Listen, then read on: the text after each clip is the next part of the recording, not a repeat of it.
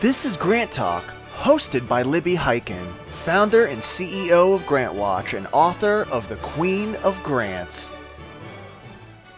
Hi, everybody. I'm Libby Hikind, founder and CEO of GrantWatch and the author of The Queen of Grants, From Teacher to Grant Writer to CEO, and I am your host today on GrantTalk.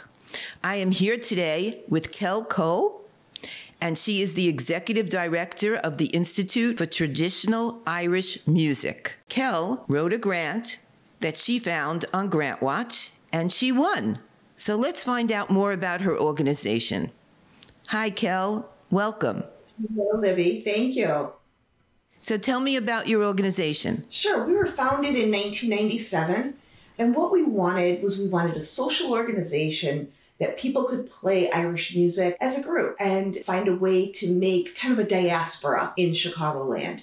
Somebody knocked on my door one day and said, "You need to teach my kids Irish music." And I'm going, sorry, I don't know anything about that. And then they left. They came back 2 more times. So finally I said, okay, bring them over.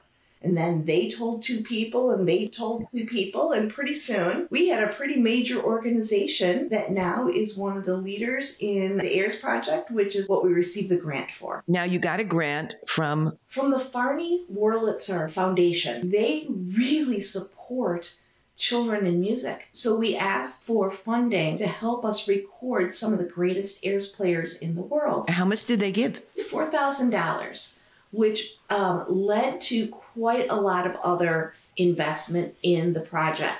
So we also received funding from a regional Irish organization, from the Irish government, we also got a grant through GrantWatch of in-kind donation for developing our website. So what was the name of that organization that gave you the in-kind? The Gadfly Project. So they ended up giving us a proposal to do almost $30,000 worth of archival development for us on the web.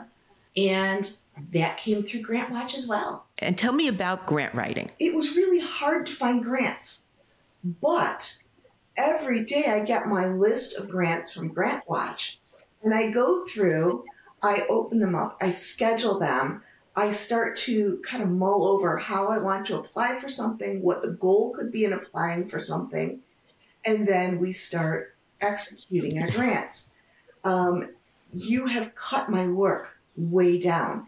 I no longer have to go to the library and look for foundations. I no longer have to make 100 calls trying to figure out when a grant is due, because that's all on the website. Plus, if I wanted to, I could ask someone online to write the grant for me and then be able to use that as a model for future grants. Right. The main thing about writing a grant is that your passion needs to jump off the page, and you are passionate about what you're doing. That's why it comes through in the grant writing. Right.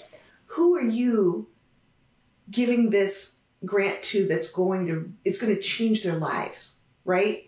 Are you going to feed the hungry? You can't just say you want to feed the hungry. You have to say, this is the person I am feeding and saving the life of. Well, for us, these are the kids that we are grooming to be world champion musicians. Parents can't do this alone. Now, here's the next thing. When these kids grow up, they send us their kids. That's an investment that people who offer grants want to know about. That is showing sustainability when children come back and bring their children. It shows a good teaching methodology.